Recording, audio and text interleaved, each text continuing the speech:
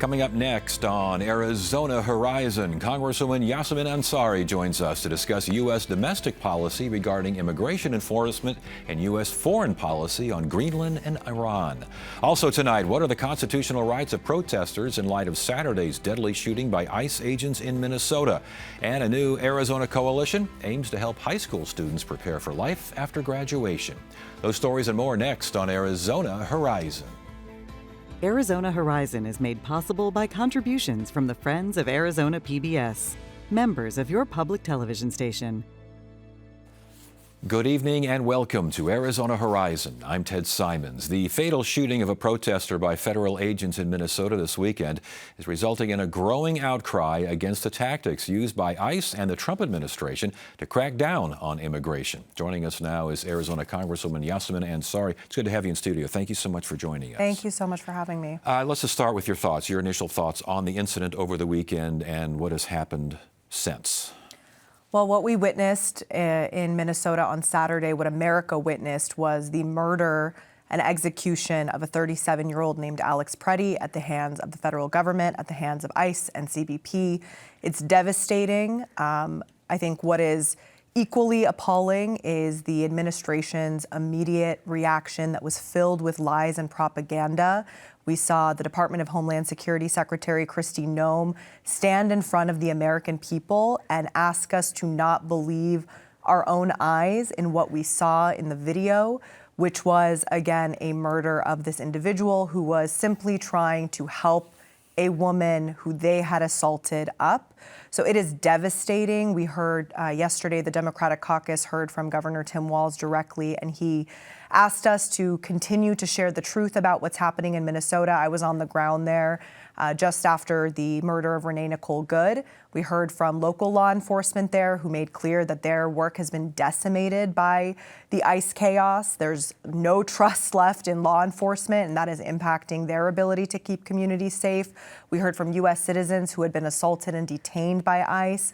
And it's devastating. I think the administration is trying to create chaos, to create the grounds and fake justification to then invoke the Insurrection Act. And it is a very serious moment in this country for our democracy, and I think every American should be alarmed. Should ICE be abolished? I think ICE should be abolished. I think that ICE is an agency that was created in 2003 under the Bush administration, and during this administration has hired tens of thousands of individuals within weeks without no training. And their mission is to harm people of all backgrounds. And do we need immigration enforcement? Yes. Do we need border security? Absolutely. That's not what ICE is. I was going to ask you about that. Should ICE be abolished or should ICE be radically reformed? I think all of this terminology, all of these terms mean the same thing to me. I think ICE in its current form cannot exist.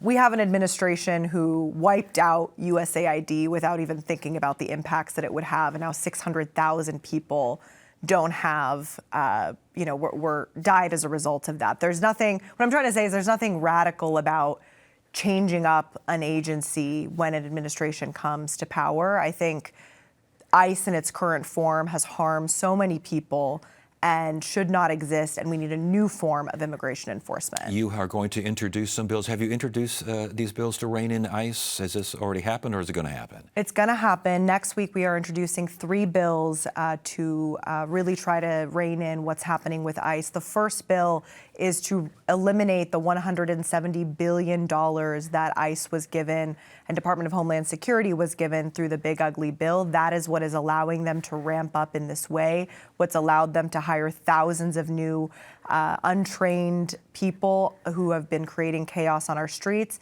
The other that's very important to me is around medical conditions in ICE detention centers. The reason why this one is so important is because I've been to Eloy several times. I've seen the conditions firsthand. I have a constituent who's been there for about a year now, and she has leukemia. They've denied her access to care. It took months for me to be able to advocate to get her an oncologist. And so we need real accountability there. So what this bill calls for is regular reporting from ICE detention centers about constituents and detainees with medical conditions, what treatment they are getting, and impacts on contracts if they are not getting treatment that they need. Recent polling, New York Times polling and other polls show that the majority in the U.S. are against these actions by ICE, but the vast majority of Republicans so far approve. How do you get your message to them? How do you get that dynamic to work? I think that more and more Americans, regardless of political party, are waking up and understanding the harm that's being caused by ICE after this weekend. And we can see that in the messages that were put out. First of all, I want to point out something very interesting, which was that Kristi Noem referred to Alex Preddy as an assassin because he was armed. And that is, of course, legal in the state of Minnesota. He had his weapon on his waistband. It was removed by ICE. Every video and photo confirms this. And you saw the National Rifle Association actually put out a statement that demonstrated their concern with the fact that a law-abiding, gun owner was being captured and represented in that manner when there was no evidence or no indication that he had any intention to cause harm. We've seen several Republicans come out and speak out against this. 6 senators at this point in the Republican caucus have made statements calling for independent investigation into what happened. And we even have a Senate candidate in Minnesota on the Republican side who dropped out today because he said he cannot support what's happening any longer. I think, this is just, again, I think, yes, Saturday was a turning point for this country, hopefully for the better. Hopefully the Trump administration recognizes they've gone too far and they get ICE out of Minnesota and start to de-escalate the situation. Regarding President Trump, we should mention the president today walked back certain aspects of this, including saying that Secretary Noem should not have said what she said. That goes, that's part of now the mix as we're seeing that the change of tone from the administration. But regarding President Trump, you've described him as, quote, extremely mentally ill, and you think the 25th Amendment should immediately be invoked. Explain, please. So over the last couple of weeks, Donald Trump has continued to act in a very erratic fashion when it comes to not just domestic policy, but also foreign policy.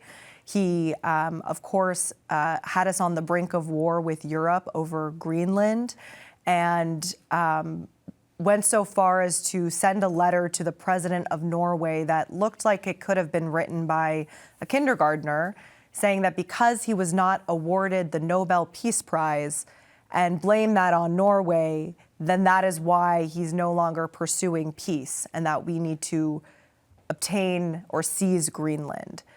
I'm sorry, but this is not the rhetoric or the actions of a person who is fit to be the president of the United States. NATO is a critical security alliance for the United States. Countries like Denmark had many casualties when they supported the United States in our war in Afghanistan. And he's putting all of us in danger by sacrificing our relationships with key allies from around the world, by putting us in this situation. Again, the domestic issues that we have here are immense. Americans in this country want health care. They don't want Greenland.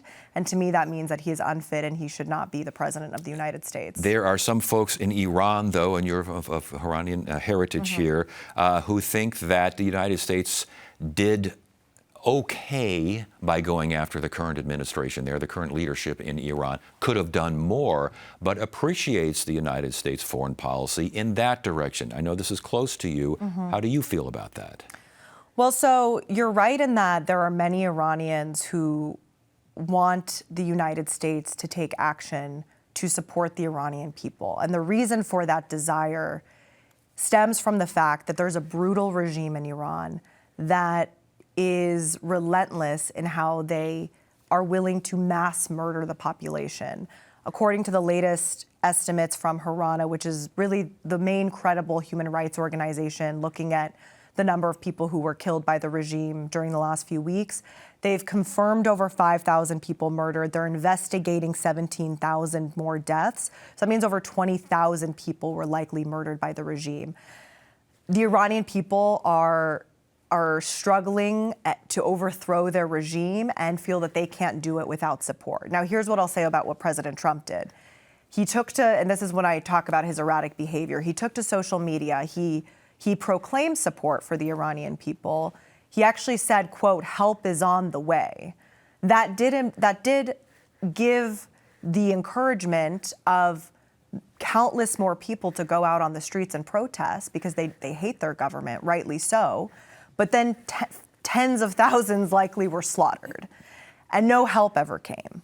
No help has come from the United States in any way, shape, or form for the Iranian people. In fact, there was a deportation flight yesterday that was set to go out with 40 people on it that myself and many other members of Congress and our senators worked to try to get a few people off of that would send Iranian asylum seekers back to the regime where they would be slaughtered by the regime. So I have not seen any tangible help from this administration. There's tangible steps the administration could take. There's internet freedom, bills in Congress right now that could be passed to support, because one of the things the regime in Iran did is shut down internet for days in the country. And so they committed all of these atrocities in the dark. What we could do as the United States is help with direct-to-cell connectivity, support with satellite services so that people in Iran can get access to the internet. And that's something that the administration could do right now if they wanted to. And we just got like 30 seconds left here, but what you're looking for is consistency of message and action. Absolutely, in every realm. That's what we need. We need stability and we need consistency. Representative Yasamin Ansari, again, good to have you here. Thank you so much for joining us. We appreciate it. Thank you. Put the kettle on again. We're going to have company. Well, it has been unseasonably cold. Comfortable bed, home-cooked meals. Oh, sounds perfect. Shall we just stay here? Oh, I was hoping you'd say that. You are very much in the right place. Intriguing. Intriguing and potentially rewarding. Something for everyone, if you catch my drift.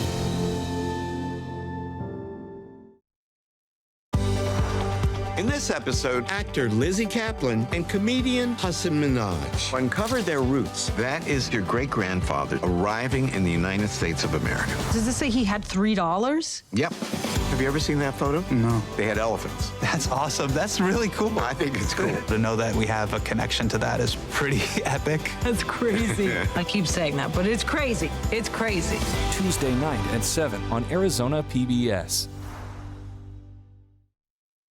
The fatal shooting by ICE agents this weekend raises questions, yet again, about the constitutionality and criminal liability of federal immigration agents who shoot and kill U.S. protesters. And what if Arizona becomes the next target for enhanced ICE operations? Robert McWhirter is a criminal and constitutional lawyer, and he joins us now. Good to see you again. Hi, Ted. Thanks for being here. How did ICE go from border guards, as we remember them, to a paramilitary force? What's going on here? Well, they got brought in because the regular immigration agents, who generally follow immigration crimes within the country, were not tough enough for this Trump regime, and they wanted to give a bigger statement, be rougher, and so they took border guards and put them in charge of internal enforcement and increased their number without training and paramilitarized them to do their job. What is the job of ICE, Immigration and Customs agents? What is the job supposed to be? Well, the job is supposed to be to Customs to check what goes on at the border. It's supposed to be to secure the border, essentially. They are border agents, and that is supposed to be their job. They also sometimes have a role in chasing after alien smuggling cases within the United States. But, you know, something that needs to be said, you know, the vast majority of immigration violations are civil, like a traffic ticket is civil. You now have a paramilitary organization that is enforcing civil, not criminal law. That gets to be absurd. I was going to ask about the constitutional perspective of all this and the criminal perspective of all this. And you are saying the criminal is fading into the civil and vice versa. Absolutely. And by the way, when you look at this from a criminal law point of view, I know that Stephen Miller and the vice president made statements that these agents have immunity. It is qualified immunity. A federal agent has immunity to enforce federal law and not be subject to state crimes or state charges, right? That is not immunity from committing a crime like homicide or assault. And I will also remind these agents, despite what the vice president says, homicide has no statute of limitations. So I would be thinking about that when they do their. Well, we've got a Department of Justice that seems beholden to Trump, for better or worse, or whether you support that or you don't like that. That seems to be the case right now. State and local law enforcement, state and local prosecutors, can they pick up the slack on things like this? Of course. In fact, the crimes that are being committed here are state crimes. And I'll give you an example of a bank robbery. In a bank robbery, it's usually investigated by the FBI, and it's a federal charge. It can also be a state charge by state investigators charged in state court. Now, usually they work that out so they don't duplicate it. Right.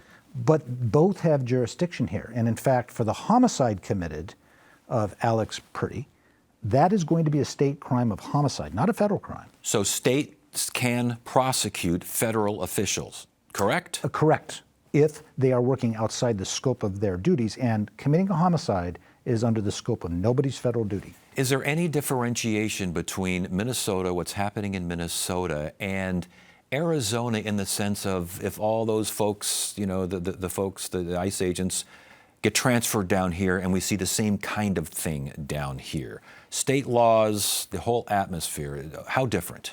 Well, Arizona does have a stand your ground law, yes, which would presumably allow citizens to fire back. That could be very dangerous. But if you look at the formula, it is very possible it could happen here. We have a Democratic governor and a Democratic mayor in Phoenix. That is the only real criterion for Trump to do this. There are other Republican-controlled cities that have higher immigration populations. His criteria is to pick Democrats who are his political enemies and send that here, and Phoenix fits the formula. Well, the Attorney General certainly made headlines in saying, remarking that the stand your ground law could make for what she called a combustible situation. And I think the Attorney General is correct.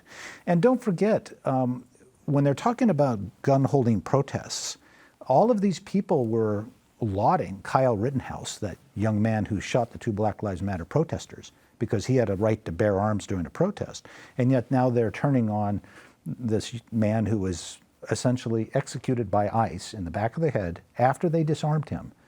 That is just utterly inconsistent. You know, I must say, Ted, you and I have great conversations, and you've always graced me with an invitation. I'm happy to do that, and I enjoy that. I don't enjoy this. I find myself very worried and concerned about our Constitution, like a way I've never felt before. Last question here. Mm-hmm. What is your biggest worry about the Constitution right now? That it'll continue to be ignored, and that Trump will invoke the Insurrection Act, which is wholly inappropriate in this context. And in fact, under Article 4, Section 4 of our Constitution, I think is unconstitutional, because it says that only on an invitation of a governor or the state legislature can the federal government intervene. And the Insurrection Act has problems in it itself, and it's never been invoked in a situation where the federal government caused the problem in the first place. Real quickly, can the Insurrection Act mean a cessation of certain activities up to and including an election? No, not under the Insurrection Act, but there is a nebulous thing, a martial law that could be called. The only time that an election has ever been considered not to happen was in 1864, and Abraham Lincoln, although he thought he was going to lose that election, said no. This is America, we believe in democracy. He went ahead and he ended up winning an election that nobody expected by a handy majority. But that showed Lincoln's commitment to democracy, and that is what I fear most we're going to lose here. Constitutional Attorney Robert McWhorter, good to have you here. Thank you. The O'odham were mostly farmers. We don't have like a war society. We had to transition into having a war society because of the enemies that were attacking us. That's a new thing that came to us with the Americans. So this is a traditional war club that's made out of ironwood. If you know ironwood, it's very strong wood. This is one of the old weapons, and this was used by the bravest warriors because it's hand-to-hand. It's close combat with the shield and a war club. And so there's a whole ceremony behind warfare to take care of yourself. And that's one of the things that was lacking during the American time, is we lost that ceremony to take care of men that came back from war. So we have a lot of men, even in the modern wars, where we're trying to regain a ceremony to take care of them, you know, clean them from what they've done and have them be good in the community again.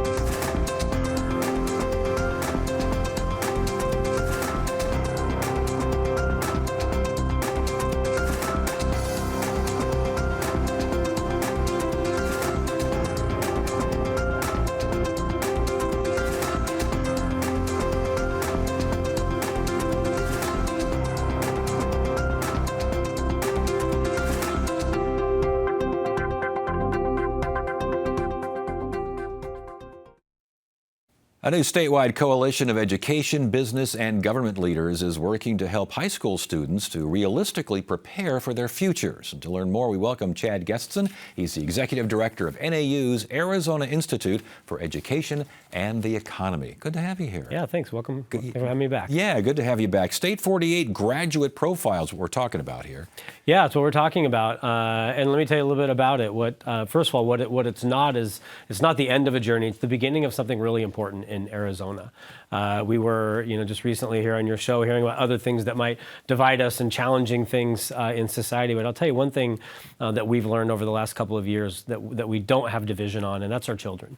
And the State 48 graduate profile is a really incredible vision for our state's children. And basically clarifying expectations for graduates, what is going to happen next, and get your ducks in a row, or what's going on here? Yeah, we spent a year and a half traveling around the state. We surveyed focus group summits, meetings, convenings of thousands of Arizonans, talked to parents, students, educators, employers, economists, futurists, what is it truly that students need to be ready when they leave high school? And so this is a new, bold vision for the state of Arizona to grow into, that we have to produce students that are ready for the future. The economy's changing, society's changing, students need to be ready to thrive. It looks like you have 4 futures here that every graduate should be ready to pursue: enrollment, employment, enlistment, and service. Yeah, what we heard from Arizona is, number one, we have to stop pitting college versus career.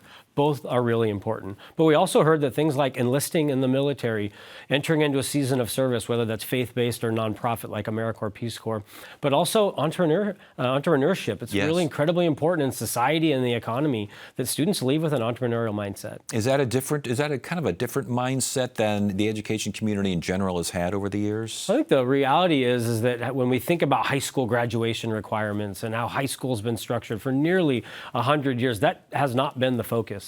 But as the society changes, as technology changes, as workforce changes, we need to make sure that education evolves with it. I saw as well the idea is to make kids future-proof.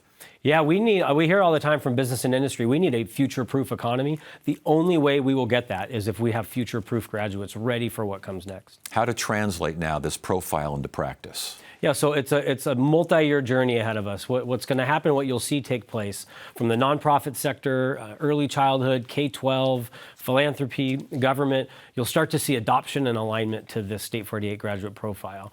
Now that we now know exactly what students should look like when they walk across the stage, what they're going to be prepared for, not just the 4 futures, but the 8 essentials. Students have to have high levels of knowledge and literacy. That will always be true. They have to be digitally fluent. We're living in more and more of a technological society.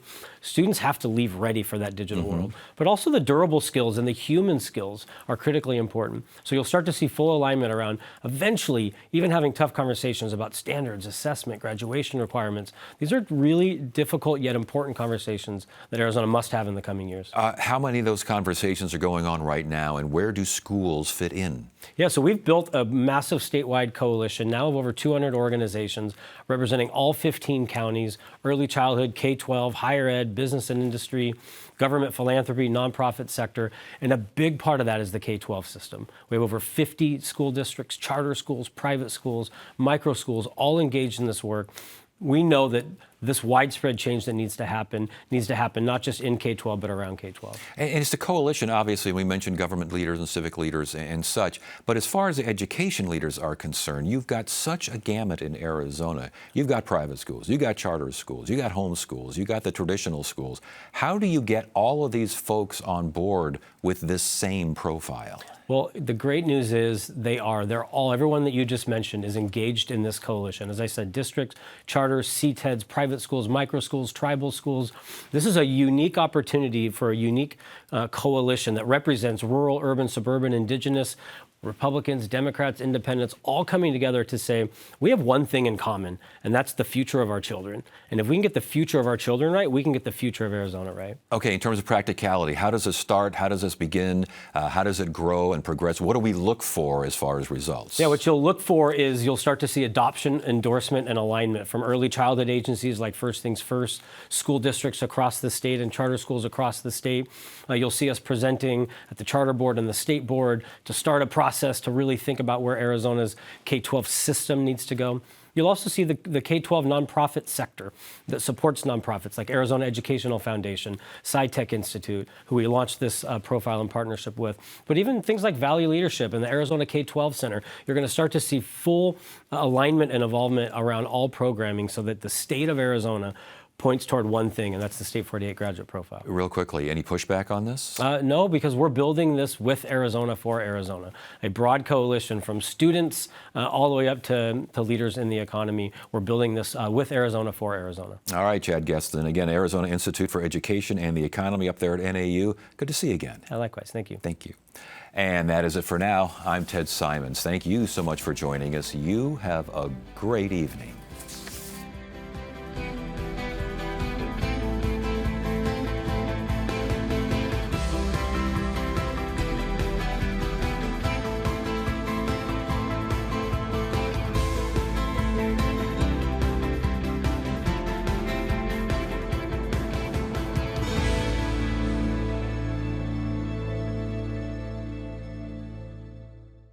When you want to be more inspired, Arizona PBS delivers unforgettable experiences in music, theater, and the arts, thanks to members like you and